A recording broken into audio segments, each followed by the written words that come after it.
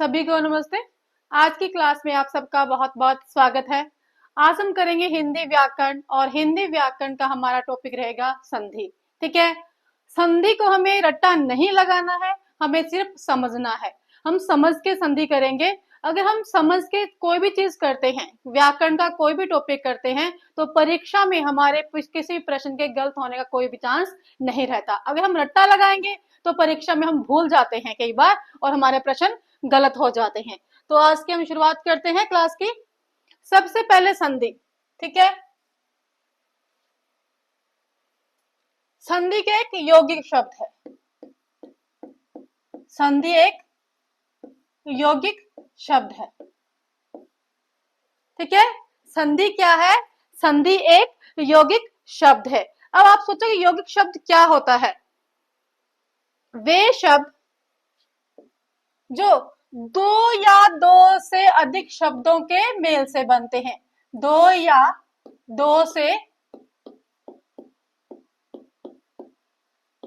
अधिक शब्दों के मेल से बनते हैं। ठीक है, जैसे संधि मैंने क्या बोला, यह एक यौगिक शब्द है।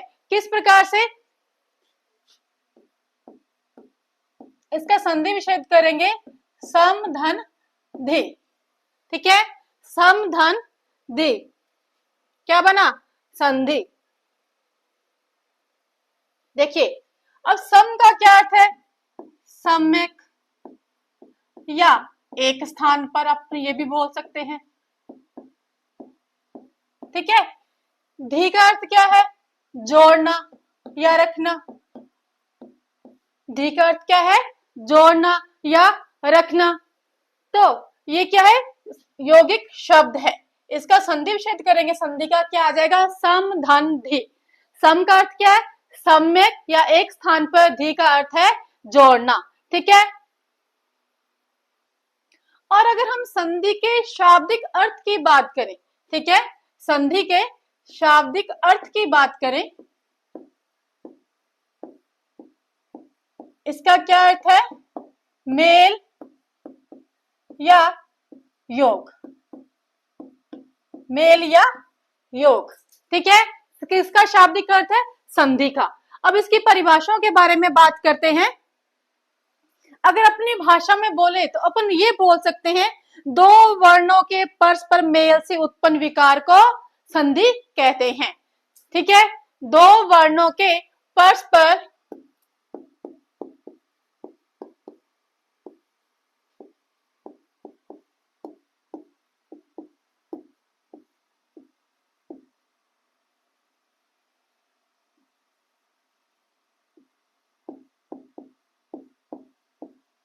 पहले आसान सी परिभाषा लिख रही हूं ताकि आपको समझ में आ जाए। दो वर्णों के परस्पर मेल से उत्पन्न विकार को संधि कहते हैं। ठीक है, अब देख रहे हैं यहाँ पे परिभाषा। जब दो वर्णों के पास आने या मिलने पर उनसे विकार उत्पन्न होता है, यह विकार युक्त मेल ही संधि कहलाता है। ठीक है, बात यही है। मैंने पहले इसको बिल्कुल आसान सी भाषा में लिख दिया कि दो वर्णों के परस्पर मेल से उत्पन्न विकार को संधि कहते हैं। इसमें भी यही बात कही जा रही है। जब दो वर्णों के पास आने या मिलने पर उनमें विकार उत्पन्न होता है, यह विकार युक्त मेल ही संधि कहलाता है। ठीक है, यह विकार युक्त मेल ही संधि कहलाता है। किस प्रकार से? मान लीजिए हम एग्जांपल लेते हैं इसका।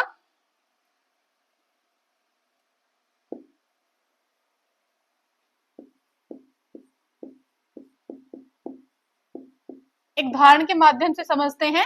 सूरधन इंद्र क्या बना? सुरेंद्र। ठीक है, सूरधन इंद्र क्या बना? सुरेंद्र। देखिए, दो वर्णों के पास आने या मिलने पर इसमें क्या है? ए, और इसमें क्या है? ई। ठीक है, ए और ई। तो किसने क्या पास मिलने, उनमें उत्पन्न विकार जो होता है, उस विकार युक्त मेल, इनमें क्या ए और ई के मिलने से क्या बना? ए। ठीक है, जो यह विकार उत्पन्न हुआ है, इसी को क्या कहते हैं? संधि कहते हैं। ठीक है, आगे श्री किशोरी दास वाजपेयी जी के अनुसार कुछ परिभाषाएं जो विद्वानों के द्वारा दी गई हैं। किशोरी वाजपेयी के अनुसार इनकी जो किताब है हिंदी शब्दानुशासन, ठीक है, हिंदी शब्दानुशासन में यह परिभाषा दी गई है क्या, जब दो या अधिक वर्ण पास पास आते हैं, जब दो या अधिक वर्ण पास पास आते हैं तो कभी कभी उनमें रूपांतर हो जाता है। देखिए इनके रूप में अंतर हो गया, यहाँ पे ए ई, ठीक है, इन दोनों के मेल से क्या बन गया, ए बन गया, हो जाता है, इसी रूपांतर को संधि कहते हैं, ठीक है, जिसके रूप में अंतर हुआ है उसी को संधि कहते हैं। ये किसकी परिभाषा है, श्री किशोरी दास वाजपेयी जी ने दी है। कौन सी इनकी किताब है, हिंदी शब्द अनुशासन में दी गई है। आगे कामता प्रसाद गुरु के अनुसार, कामता प्रसाद गुरु के अनुसार, पहले किसकी थी, श्री किशोरी दास के अनुसार, अब है कामता प्रसाद गुरु के अनुसार। क्या कानून है, दो निर्दिष्ट अक्षरों के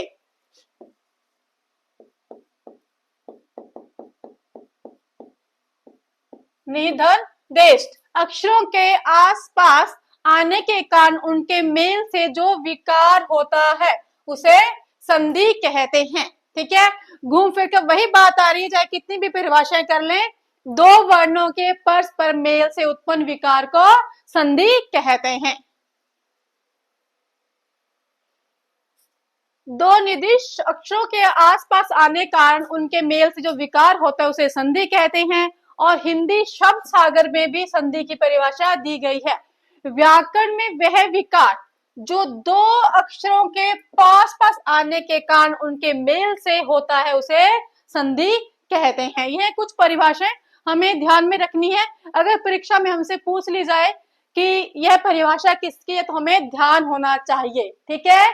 निर्दिष्ट, ये इस शब्द को ध्यान रखिए, ये किसकी है, कामता प्रसाद गुरु की है, ठीक है। और व्याकरण आ जाए तो व्याकरण हिंदी शब्द सागर, ठीक है, व्याकरण हिंदी शब्द सागर, इस प्रकार से आपको ध्यान रखना है। आगे हम शुरुआत करते हैं संधि, ठीक है। सबसे पहले हमने क्या किया, संधि की परिभाषाएं।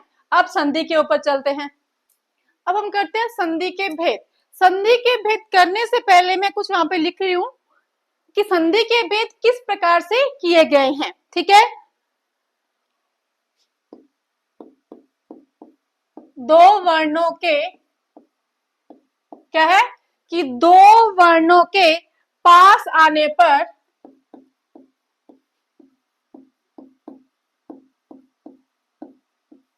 दो वर्णों के पास आने पर जिस वर्ण में, दो वर्णों के पास आने पर जिस वर्ण में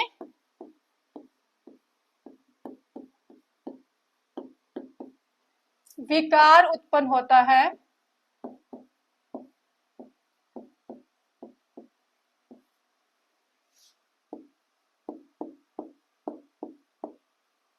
ठीक है, उसी के आधार पर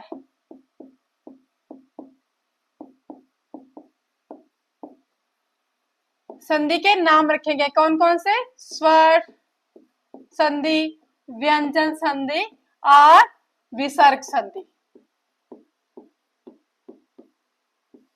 ठीक है। दो वर्णों के पास आने पर जिस वर्ण में विकार उत्पन्न होता है उसी के आधार पर नाम रखे गए हैं। किस प्रकार से, देखिए जैसे मैं लिखूं यहां पे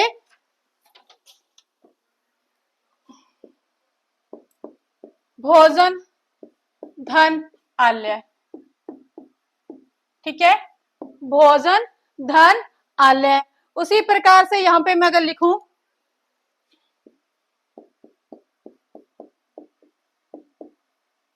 उत धन लेख, उत धन लेख,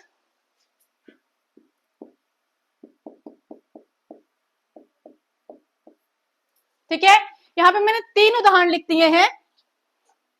अब देखिए भोजन धन आलय क्या बना, भोज नालय।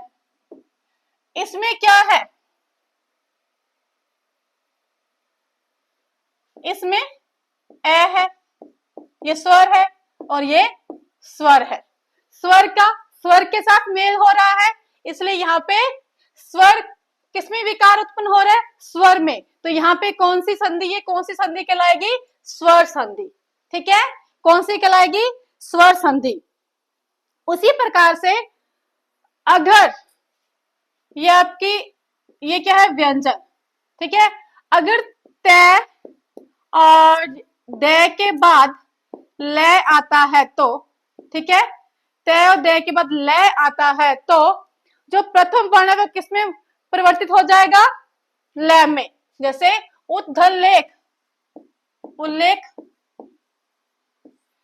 तय या दय के बाद अगर ल आए तो, देखिए यहाँ पे लेख है, लय है, तो जो प्रथम वर्ण होगा वो किसमें, प्रथम ये वर्ण है वो किसमें परिवर्तित हो जाएगा? लय में परिवर्तित हो जाएगा। क्या ये बना? उल्लेख, उद्धन ले उल्लेख। अगर विसर्ग के पहले, ये देखिए यहाँ पे ये व्यंजन में विकार उत्पन्न हुआ है, तो यहाँ पे कौन सी संधि आ जाएगी? व्यंजन संधि। ठीक है, दूसरा भेद कौन सा है? व्यंजन संधि। अगर विसर्ग के, यहाँ पे देखिए विसर्ग लगा हुआ है, इसके पहले क्या है? ए, इसके बाद क्या है? आ। ठीक है, देखिए ए और आ यहाँ पे भी था, लेकिन यहाँ पे क्या है? विसर्ग के पहले, ध्यान रखना, विसर्ग के पहले ए है, बाद में आ है, तो ये किस में परिवर्तित हो जाएगा? ओ में। क्या बनेगा? अधोभाग। ठीक है, तो ये संधि कौन सी है? विसर्ग संधि। देखिए वर्णों में जो विकार उत्पन्न हो रहा है उसी के आधार पर संधि के 3 भेद किए गए हैं। कौन कौन सी? स्वर संधि, व्यंजन संधि और विसर्ग संधि। ठीक है, आगे हम आज करते हैं स्वर संधि। आगे देखिए, पहले यहाँ पे मैं एक टेबल बना रही हूँ। संधि आप करने के 2 तरीके हैं। ठीक है, पहला तरीका यहाँ पे अभी मैं बता रही हूँ, दूसरा तरीका बिल्कुल आपको सिर्फ 2 शब्द याद रखने हैं। ठीक है, उसी के आधार पर आप आसानी से संधि कर लोगे, उसके निकाल लोगे या कौन सी संधि है। ठीक है, सबसे पहले मैं एक तरीका पहले यहाँ पे लिख रही हूँ, स्वर लिख रही हूँ यहाँ पे, ई उ ऊ री ई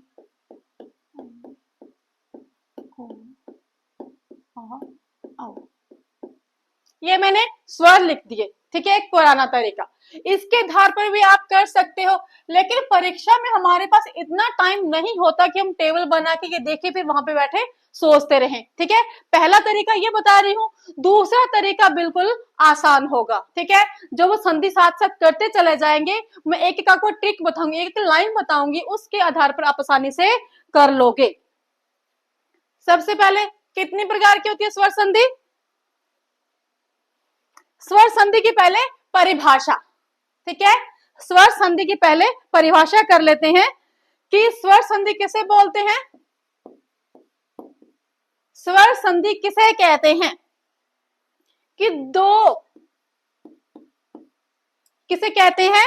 2 स्वरों के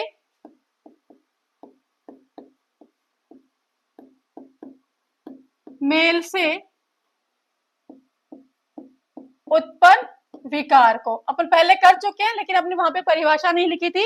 2 स्वरों के मेल से उत्पन्न विकार को स्वर संधि कहते हैं। उत्पन्न विकार को स्वर संधि कहते हैं। अब यहाँ पे इसका मैं टेबल बना देती हूं। ठीक है, दीर्घ संधि सबसे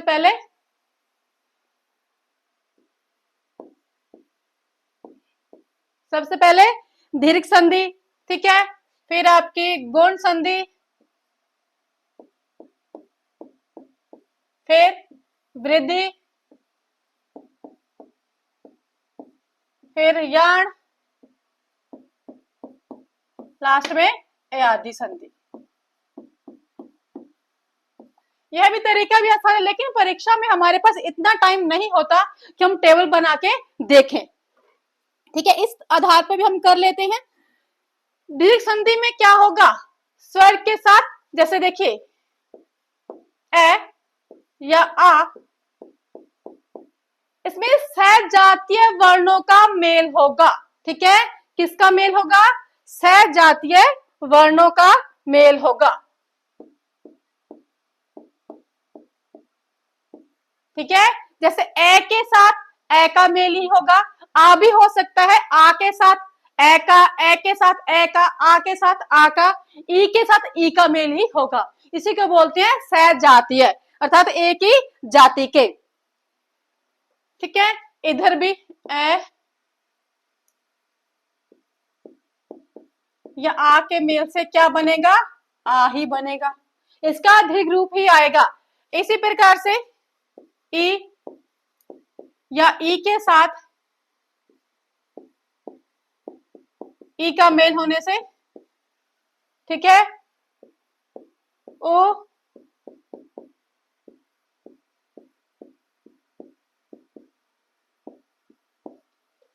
ठीक है, एक चीज और,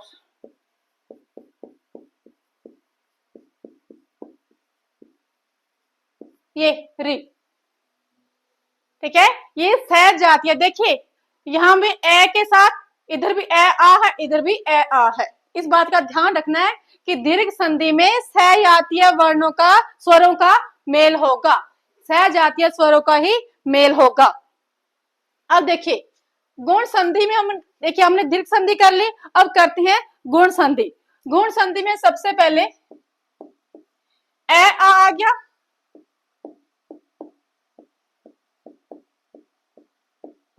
ठीक है, ए आ,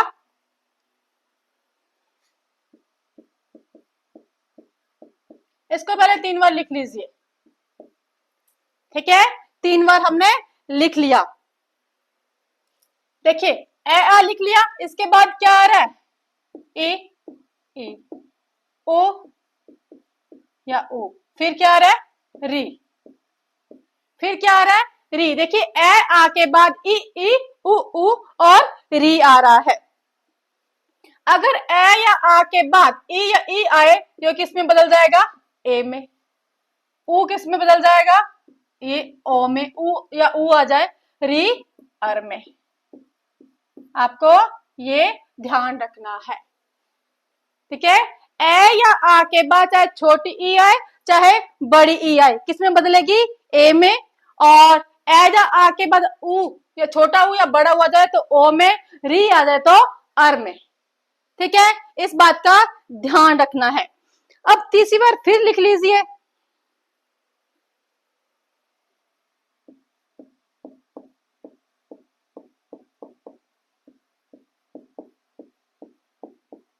देखिए पहले भी इस तरह भी ए या आ रही है, ठीक है, गुण संधि में ए या आ के साथ मेल हो रहा है, और वृद्धि संधि में भी ए या आ के साथ ही मेल होगा, लेकिन किसका होगा? तो हमें यहाँ पे ध्यान रखना है कि देखिए ये है जो लिखे हुए, ठीक है, इनको लिख लीजिए। किनको लिख लेते हैं? तो इस तरफ हमने बनाया है, इनको हमने लिख लिया। अब इसको कैसे करेंगे? ए आई आर, इस साथ अपन इसके, अब ये वृद्धि संधि है तो अपने आप को बढ़ा के ही प्रदर्शित करेगी। मैं तो बड़ी हूं, मेरे में तो वृद्धि हो रही है। आई आ आओ, ठीक है, इसने क्या कहा कि मेरे में तो वृद्धि हो रही है, तो क्या आ जाएगा? ए आई ओ औ। यहाँ पे ए के सब सजातीय वर्णों का मेल हुआ था, स्वरों का। ठीक है, इसके बाद क्या था? ई ओ उ और री आ गए। फिर इन्होंने क्या किया? तीसरी बार फिर ए आ रहे हैं, और जो ए और औ थे ये यहाँ पे इसके साथ आ गए, ये किसमें? आई और औ में परिवर्तित हो गए। ठीक है, ये थी आपकी दीर्घ गुण और वृद्धि संधि। अब करते हैं यण संधि। ठीक है, और देखिए हर बार ए आ रहे हैं, ई उ और री ने क्या कहा कि तुम लोग याद हो गया, हर बार आप लोग ही आ रहे हो, अब हमें भी आगे आने दो। ठीक है, फिर ए प्लस भिन्न स्वर कोई भी आएगा, ठीक है, भिन्न स्वर आएगा। एक बार मैं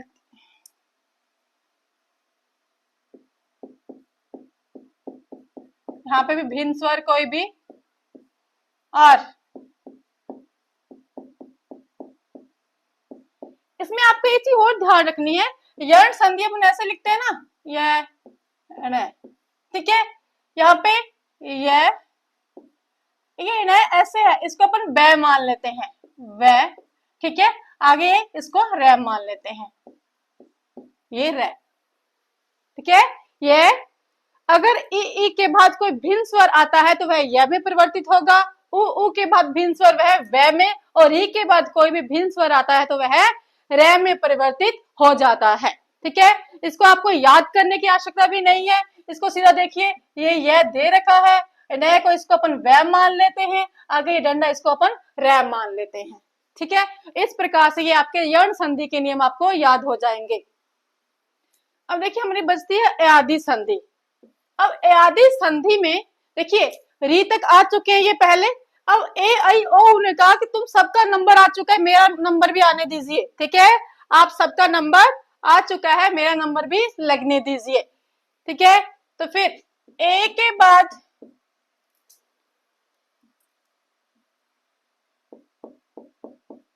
कोई भिन्न स्वर आ जाए, आई के बाद आ जाए, ठीक है,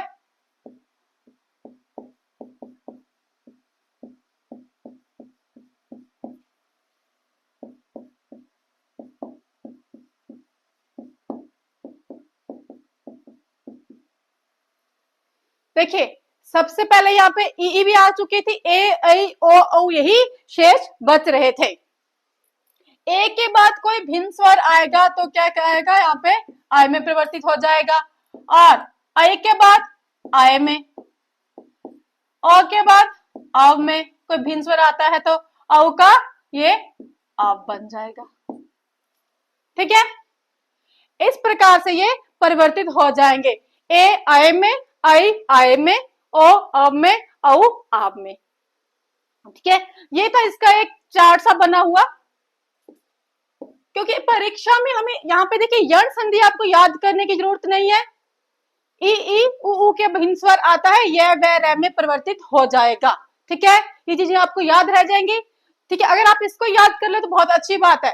इसके बाद जैसे हम संधि करेंगे आगे, इसके भेद करेंगे एक एक करके, आपको एक ऐसी लाइन बताऊंगी, उसके साथ आपको कुछ भी याद करने की आवश्यकता नहीं पड़ेगी, ठीक है। अब देखते हैं आगे।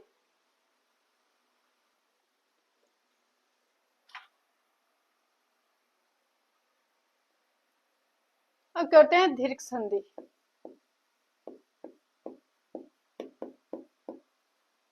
मैंने इसमें बताया था, इसमें दो समान या सहजातीय स्वरों का मेल होता है, ठीक है, समान या सहजातीय स्वरों का मेल होता है। अब अपन इसके करते हैं किस प्रकार से, इसके एक एक उदाहरण करते चलते हैं। ए धन ए क्या बनेगा, आ, ठीक है, क्या बोला है, सहजातीय स्वर,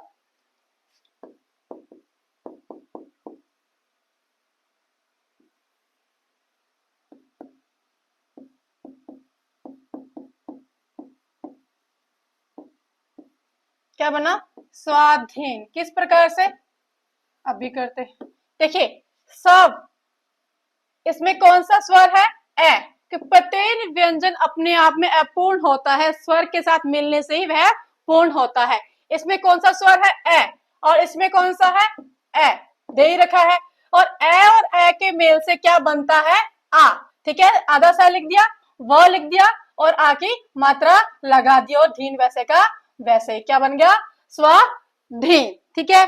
इसी प्रकार से ले लीजिए, ए धन आ क्या बनेगा, ए धन आ का भी क्या बनेगा, आ। मान लीजिए गमन धन आगमन, गमन धन आगमन, इसमें कौन सा स्वर है, ए, इसमें कौन सा है, आ, इन दोनों के मेल से कौन सा बनेगा, आ। देखिए ग, मैं, न, और ये लगा दी आ की मात्रा, फिर आगे गमन का गमन वैसे ही, गमना गमन अर्थात आना जाना। अब आ धन ए, इसका भी क्या बनेगा? आ ही बनेगा। आ धन ए का भी आ ही बनेगा। भिक्षा धन अर्थी, इसमें क्या है? आ, इसमें ए है, दोनों क्या बनेगा? आ। अब देखिए, भी वैसे के वैसे लिख दिया, क्षय लिख दिया, उसका मात्रा कौन सी आएगी? आ की। ठीक है, ए और आ के, आ और ए के मेल से क्या बना? आ। ये आ चला गया यहां से, लास्ट में क्या बना? बचा, ये क्या बना? भिक्षार्थी। ठीक है, क्या बन गया? भिक्षार्थी। ए ए ए आ ए, अब रह गया आ।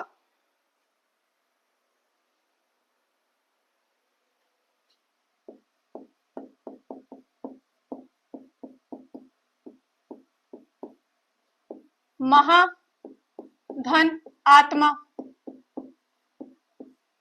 ठीक है, इसमें कौन सा है? आ स्वर, और इसमें कौन सा है? आ। इन दोनों के मेल से क्या बनेगा? आ। ठीक है, ये चलेगी मात्रा और ये आ जा चुका है। अब हमने क्या लिखा?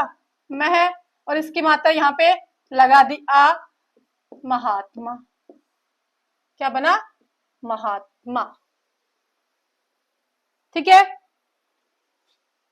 ये दीर्घ संधि के हम नियम कर रहे हैं। सजातीय स्वर, देखिए ए के साथ ए का मेल ही हो रहा है, दोनों ही एक ही जाति के हैं। आगे लेते हैं हम ई। कौन सा? ई।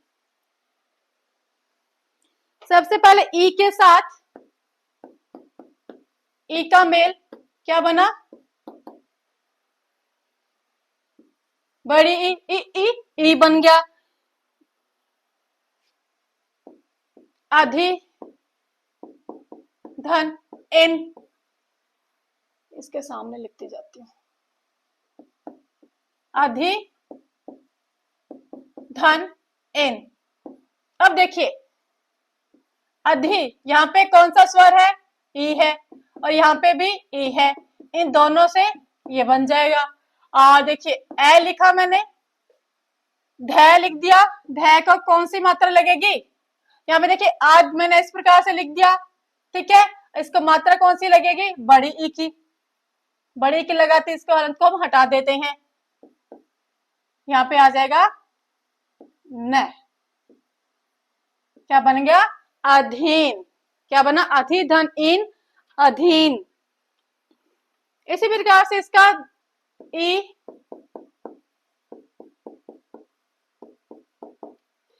जो दीर्घ संधि है तो बहुत ही आसान सी है। ठीक है, इसमें मुझे लग रहा है आप आसानी से कर लोगे।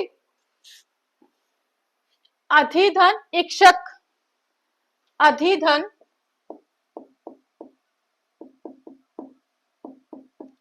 इक्षक। देखिए, छोटी ई और बड़ी दोनों के मेल से क्या बनेगा? अधिक्षक। क्या बन गया? अधीक्षक। तीसरा लेते हैं,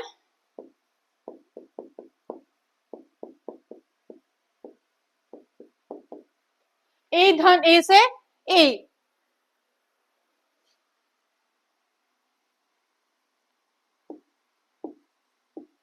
मही धन ईश। देखिए ई और ई,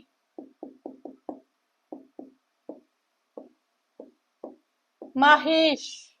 क्या बना? महिष।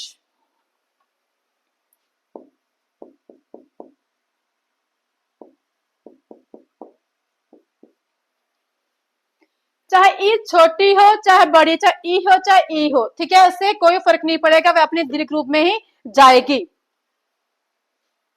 इसका आ जाएगा फणी धन इंद्र। फणी धन इंद्र, क्या बनेगा? फणिंद्र। किसको बोलते हैं? शेषनाग को। देखिए यहाँ पे ही है, दोनों अपने ये दीर्घ रूप में परिवर्तित हो जाएगी। फण लिखा, सो एक ही मात्रा लगा दी और आधा न द्र, फणिंद्र।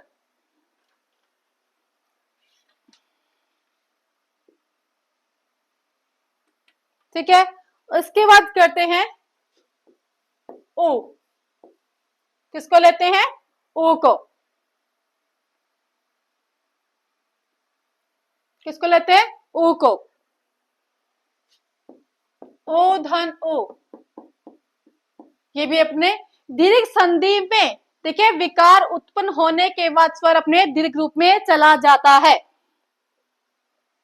जैसे सु धन उक्ति, सुधन उक्ति, क्या बना? देखिए सुधन उक्ति, ये ऊ है और ये भी ऊ है, दोनों किसमें? दीर्घ में परिवर्तित हो जाएंगे। सुक्ति, क्या है? सुक्ति। ओ धन ओ,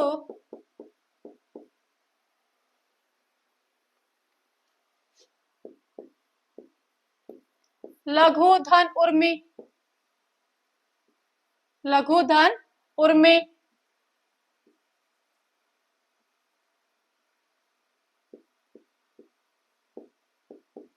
लघु इसमें क्या है? देखिए उ ऊ है, ये किसमें? अपने दीर्घ रूप में परिवर्तित हो जाएगा। ल को वैसे का वैसा लिख दिया मैंने, घ को लिख दिया, ये किसमें अपने जाएगा? कि दोनों का मिलन होने के बाद ये दीर्घ रूप में, ठीक है, ये वैसे का वैसा ही लघु में।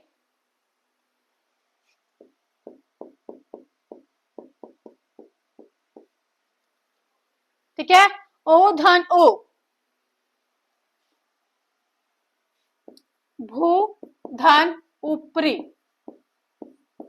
भू धन ऊपरी, ये बड़ा हुआ है यहाँ पे या छोटा है, किसमें? दीर्घ रूप में परिवर्तित हो जाएगा। भय वैसे का वैसा लिख दिया, ठीक है, दीर्घ रूप में परिवर्तित हो गया।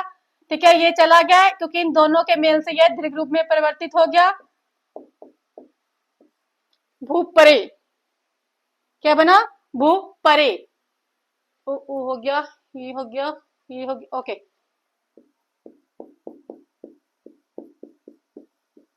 ये अपना शेष रह गया।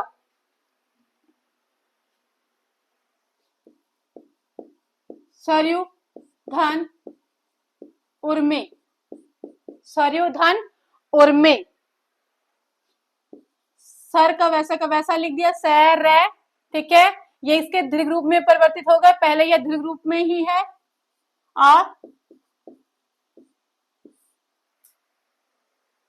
सरयू में, ठीक है, ये कौन सी है? सरयू नदी के बारे में, उसकी जो लहरें हैं, सरयू नदी की लहरें हैं। इसके बाद जो हमने आज बहुत कम करते हैं, री। ठीक है, री, री के साथ री का मेल होने के बाद क्या बन जाएगा? री। ठीक है ना?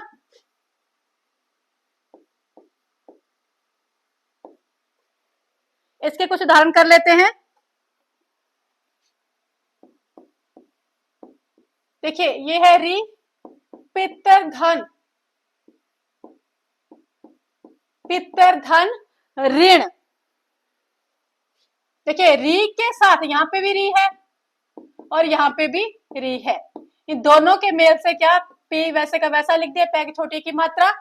ठीक है, तय, और देखिए ये अपने दीर्घ रूप में, और ण कैसा ऐसा लिख दिया, पितृण, पितृण। मात्र, मातृधन, मातृधन कार। देखिए मातृधन, इसमें भी ये अपने दीर्घ रूप में, यहाँ पे भी री है और यहाँ पे भी री है, कार।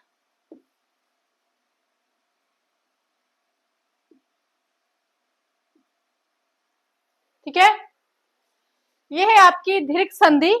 अगली क्लास में हम करेंगे इसके आगे वाली संधि, स्वर संधि के भेद। वह बहुत ही अच्छे तरीके से करेंगे, ट्रिक के माध्यम से करेंगे। आप 2-3 उसके शब्द याद करोगे, उसके बाद आपको किसी चार्ट को याद करने की आवश्यकता नहीं पड़ेगी। मिलते हैं अगली क्लास में, ठीक है, आगे वाले इसकी संधि को लेकर। तब तक के लिए नमस्ते।